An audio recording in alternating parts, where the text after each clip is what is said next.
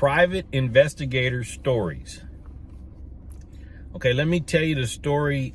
It was why I don't get in any kind of confrontations when I'm on surveillance, like for a cheating spouse or a girlfriend kind of case.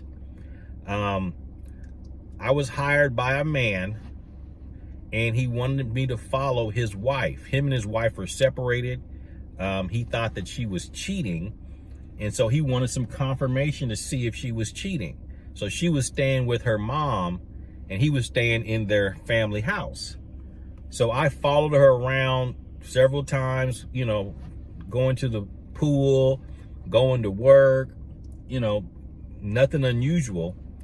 And then he would want, you know, updates. So he would call me and says, hey, what's going on? So I would tell him, hey, she's over here, she's over there, she hasn't left the house or anything like that, which is not unusual, you know. So sometimes the clients want updates, so they'll call me, or they'll text me to get updates. So one night he calls me and says, hey, I just called her and she says she's getting ready to go to bed. And he goes, I know she's getting ready to go somewhere. Are you out there? I was like, yeah, I'm watching the car right now. Because he kind of know her signals. You know, it's like, oh, I'm getting ready to go to bed. You know, I'm just getting ready to call it a night. And so so he calls me and says, hey, she's getting ready to go. I was like, okay, I'm already out here. So, you know, I see her come out. She's dressed up nice. She gets in her car, and she's got a nice Mercedes.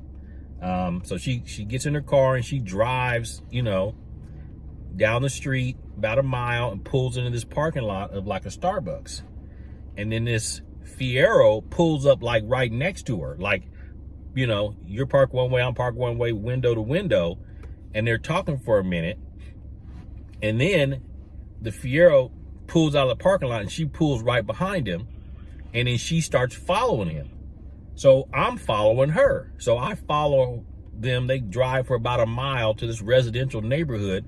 And they park, and then she gets out of her car and gets into the Fiero. So I am now, you know, parked a little bit of ways, watching, just seeing what's going on. And then the husband calls me and says, is there any update? And I'm like, well, yeah, she's met up with this guy in this Fiero. And he's like, oh, I know who that is. He knew who it was. And so he goes, well, where are you at? And I was like, well, we went up to the Starbucks at this street and then turned down towards his apartment complex. We're parked on the street.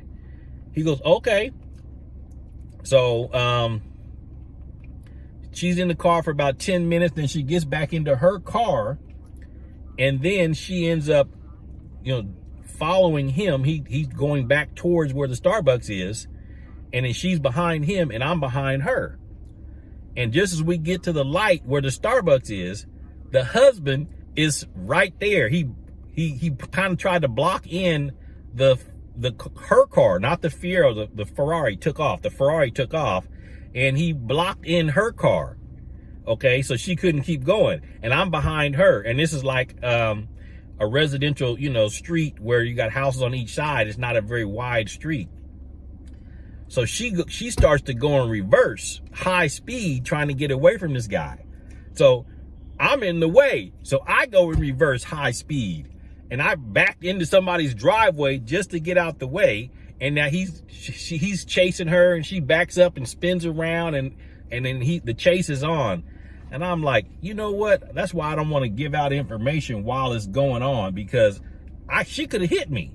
Literally, she could have ran right into me if I wouldn't have pulled into the park. I backed into somebody's driveway real quick.